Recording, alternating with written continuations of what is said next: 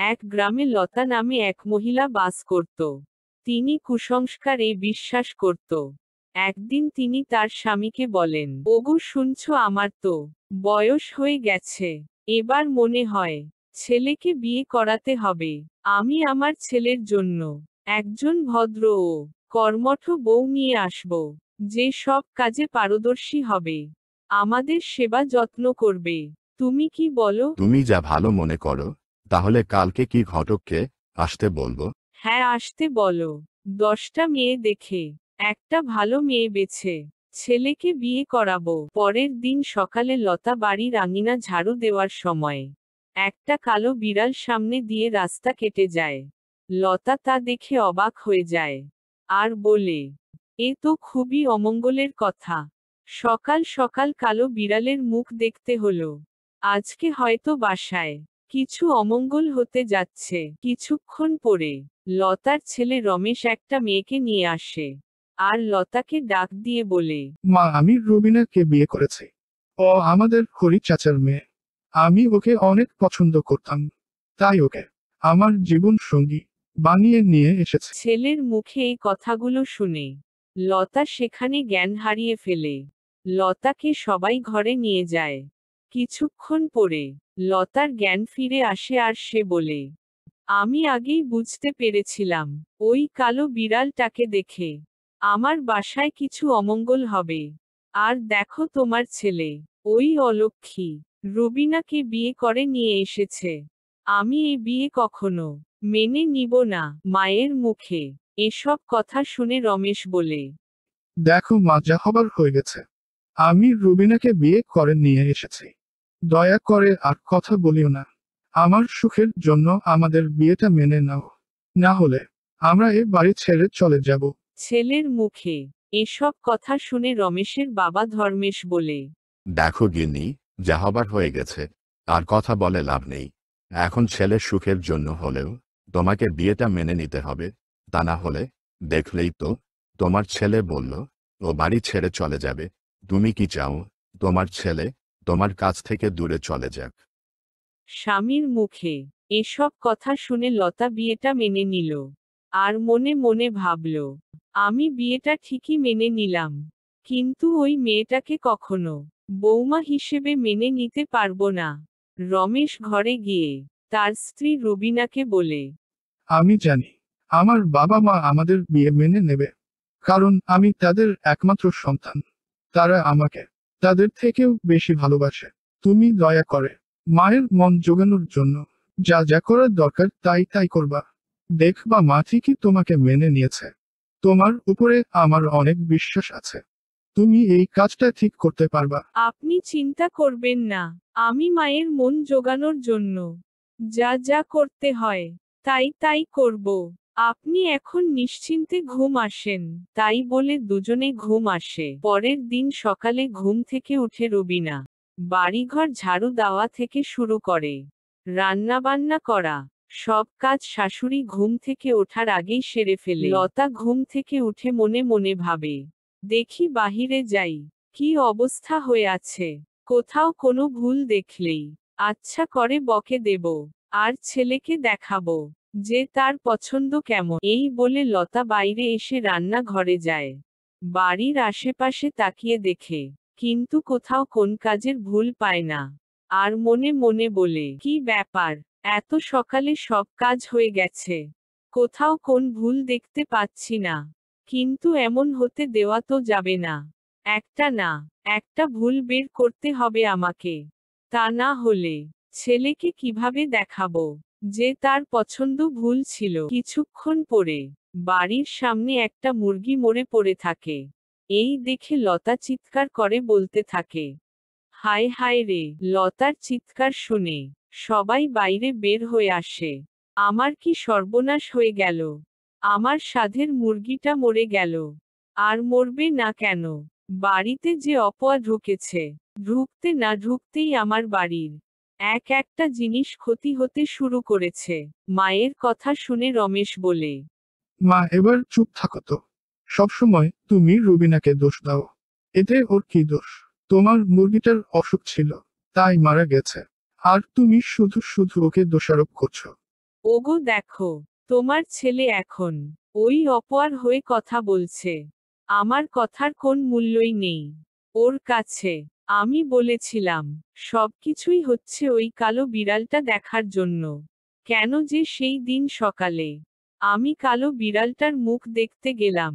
আমার ভাগ্যটা আসলেই ভালো না। সেই দিনের পর থেকে লতা রুবিনাকে দেখলে খুবই বিরক্ত হতো। কিন্তু রুবিনা ঠিক ওই প্রতিদিনের মতো নিজের কাজগুলো ঠিকভাবে করত। বাবা মায়ের যত্ন নিত। তাদের কখন কি দরকার সবকিছু আগে থেকেই ঠিক করে রাখত। তবুও রুবিনা লতার মন জোগাতে পারেনি। রুবিনা রান্না বান্না ঠিকই করত। কিন্তু খাবার খাওয়ার সময় তার শাশুড়ি তাকে ঠিকমতো পেট ভরে খেতে দিত না। তবুও রুবিনার কোন অভিযোগ ছিল না তার শাশুড়ির প্রতি। সে প্রতিনিয়ত চাইতো যে তার শাশুড়ি তাকে একদিন না একদিন নিজের মেয়ের মতো ভালোবাসবে। একদিন রুবিনা বাড়ির আঙিনা ঝাড়ু দেওয়ার সময় সেখানে অজ্ঞান হয়ে পড়ে যায়। সেখানে তার শাশুড়ি এসে তাকে দেখে বলতে থাকে, অপয়া কোথাকার নাটক করতেছে। এই মেয়ে ওঠ, উঠে কাজে লেগে পড়। তোর এসব নাটক আমার সবই জানা আছে। ঠিক তখনই সেখানে রমেশ চলে আসে। এসে দেখে তার মা রুবিনাকে এসব বলছে। তখন রমেশ তার মাকে বলে, মা তুমি কি মানুষ? দেখছো একটা মেয়ে মাটিতে পড়ে আছে, জ্ঞান হারিয়ে ফেলেছে, আর তুমি তাকে এসব বলছো? ও তো তোমার কত যত্ন করে, কিন্তু তোমার তো তাও মন ভরে না। থাক, এসব কথা বলে লাভ নেই। তুমি এখানে দাঁড়িয়ে থাকো, আমি ডাক্তার নিয়ে আসছি। রমেশ ডাক্তার নিয়ে আসলে ডাক্তার রুবিনাকে দেখে বলে, ভয়ের কোন কারণ নেই। আপনি বাবা হতে যাচ্ছেন। আপনার স্ত্রীর শরীর দুর্বল, মনে হয় ঠিক মতো কিছু খায় না, আর কাজের চাপও বেশি, তাই মাথা ঘুরে পড়ে গেছে। আপনার স্ত্রীকে একটু রেস্টে রাখবেন, পাশাপাশি খাওয়া দাওয়া ঠিক করতে বলবেন, তাহলে ঠিক হয়ে যাবে। ডাক্তার চলে গেলে রমেশ ওর মাকে বলে, মা রুবিনাকে দিয়ে আর কোন কাজ করাবে না। আমি একটা কাজের মেয়ে ঠিক করে দিচ্ছি, সেসব কাজ করে দিবে। আর রুবিনার খাবার খাওয়ার দিকে একটু নজর রেখো। না, আমার কোন কাজের লোক লাগবে না। আমার সংসারের কাজ আমি করতে পারবো। এতদিন কাজের লোক লাগেনি, এখন কাজের লোক দরকার। তোকে কাজের চিন্তা করতে হবে না, তুই তোর মতো কাজ কর। তুমি যা ভালো মনে করো তাই করো। রমেশ কাজ করতে গেলে লতা রুবিনাকে দিয়ে সব কাজ করিয়ে নিত। আর যখন রমেশ বাসায় থাকতো, তখন রুবিনাকে কোন কাজে হাত দিতে দিত না। রুবিনা তার স্বামীকে কিছু বলতো না, কারণ সে চাইতো যে তার শাশুড়ি তাকে একটু ভালোবাসুক। তাই মুখ বুঝে সবকিছু সহ্য করে নিত। রুবিনা যখন খাবার খেতে যেত, তখন তার শাশুড়ি তাকে বলতো, বৌমা শোন বাচ্চা, আমাদেরও হয়েছে। আমরা জানি পেটে বাচ্চা থাকলে কতটুকু খেতে হবে। যদি তুমি বেশি বেশি খাও, তাহলে তোমার পেটের ভিতর বাচ্চা বাড়বে না, সে ছোট হয়ে থাকবে। আর যখন তুমি পরিমাণ মতো কম কম খাবে তখন তোমার বাচ্চা পেটের ভিতরে বড় হতে থাকবে। তাই খাবার সময় একটু দেখে শুনে কম কম খাওয়ার চেষ্টা করবা। রুবিনা শাশুড়ির কথামতো বেশি খেত না, কারণ যখন খাবার খেতে যেত তখন তার শাশুড়ি সেখানে দাঁড়িয়ে থাকত। রুবিনার থেকে থেকে প্রচণ্ড ক্ষুধা লাগত, তবুও তার শাশুড়ি তাকে ঠিকমতো খেতে দিত না। রুবিনাকে বাড়ির সব কাজ করতে দেখে তার পাশের বাসার একটা ভাবি এসে রুবিনাকে বলে, এই মেয়ে তুই মরবি নাকি? তুই জানিস না তোর পেটে বাচ্চা, তবু তুই গাধার মতো কাজ করিস। বাচ্চার সমস্যা হবে বুঝিস না? এখনকার মেয়েদের যে সমস্যা হচ্ছে, একটু কাজ করতেই বাচ্চা নষ্ট হয়ে যাচ্ছে। আর তুই সেখানে বাসার সব কাজ একাই নিজ হাতে করিস।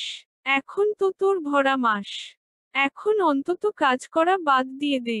পাশের বাসার বউয়ের কথা শুনে লতা এসে বলে, কি বললি তুই? ওই সব কথা আমার বৌমাকে বলতে আসবি না। আমরা বুঝবো আমাদের বাসায় কি করতে হবে না হবে। তোকে অত মাথা ঘামাতে হবে না। তুই তোর পরিবারের দিকে নজর দে। কয়েকদিন পর এভাবে কাজ করতে করতে রুবিনার শরীর হঠাৎ অসুস্থ হয়ে পড়ে। তার প্রচণ্ড পেটে ব্যথা শুরু হয়ে যায়। সে কি করবে বুঝতে পারে না। তাই সে তার শাশুড়িকে ডেকে বলে, মা আমার পেটে ব্যথা করছে, দয়া করে একটু আপনার ছেলেকে ফোন করে জানান, আমি আর সহ্য করতে পারছি না। শোন, এরকম ব্যথা মাঝে মাঝে হবে, তাই বলে কি সব সময় রমেশকে ফোন দিতে হবে?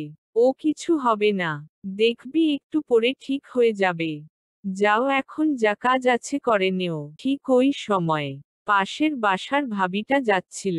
রবিনা ভাবিকে ডাক দিয়ে বলে, ভাবি একটু শুনবেন? রবিনার কথা শুনে ভাবি রবিনার কাছে যায় আর বলে, কি হয়েছে তোমার? তুমি এমন করছো কেন? তোমার কি কোনো সমস্যা হচ্ছে? হ্যাঁ ভাবি, আমার পেটে খুব ব্যথা করছে, সহ্য করতে পারছি না, কি করব বুঝতে পারছি না। আপনি একটু দয়া করে আমার স্বামীকে ডেকে আনবেন। হ্যাঁ আনবো, আনবো না কেন, এখনই যাচ্ছি আমি। এই বলে ভাবি চলে যায় আর রমেশকে খবর দেয়। খবর শুনে রমেশ বাসায় চলে আসে। এসে তার মাকে দেখে বলে, মা, রুবিনের কি হয়েছে? ওর নাকি পেটে ব্যথা শুরু হয়েছে? ও তেমন কিছু না রে বাবা, পেটে একটু হালকা ব্যথা, তাই বললাম একটু বিশ্রাম নাও, দেখো কি হয়। আর এর ভিতর তোকে খবর পাঠিয়ে দিয়েছে। মা, তুমি রুবিনের কাছে থাকো, আমি ডাক্তার নিয়ে আসছি। রমেশ ডাক্তার নিয়ে এলে ডাক্তার রবিনাকে দেখে বলে, আপনার স্ত্রীর তো খুব সমস্যা দেখছি, এখনই হাসপাতালে না নিয়ে গেলে বড় কোনো ধরনের সমস্যা হয়ে যেতে পারে, কারণ তার এখনো বাচ্চা হবার 1 মাস বাকি আছে। বাসায় কি আপনার স্ত্রী সব কাজ করত, আর ঠিক মতো খাবার খেত না? না না, আমি আমার বৌমাকে দিয়ে একটা কাজও করিয়ে নিতাম না, আমি একাই করতাম। আজ ঠিকমতো খাবারও দিতাম, ও নিজেই তো অলসতা করে খাবার খেতে চাইতো না, আমি তবুও জোর করে খাইয়ে দিতাম। তবুও এমন কেন হলো বুঝলাম না। হ্যাঁ, বুঝতে পেরেছি। রবিনাকে হাসপাতালে ভর্তি করা হলো, কিন্তু দুঃখজনক ব্যাপার হলো যে তার সন্তানকে বাঁচানো গেল না। রমেশ রবিনার অলসতার কথা মায়ের কাছে থেকে শুনে রবিনার উপর খুবই রাগ হলো। রমেশ রবিনার সাথে কথা বলা বন্ধ করে দিল। কিন্তু রবিনা তবুও সত্যিটা তার কাছে বলল না। একদিন কাজ থেকে ফেরার পথে রমেশকে দেখে সেই পাশের বাড়ির ভাবিটা সব কথা বলে দেয়।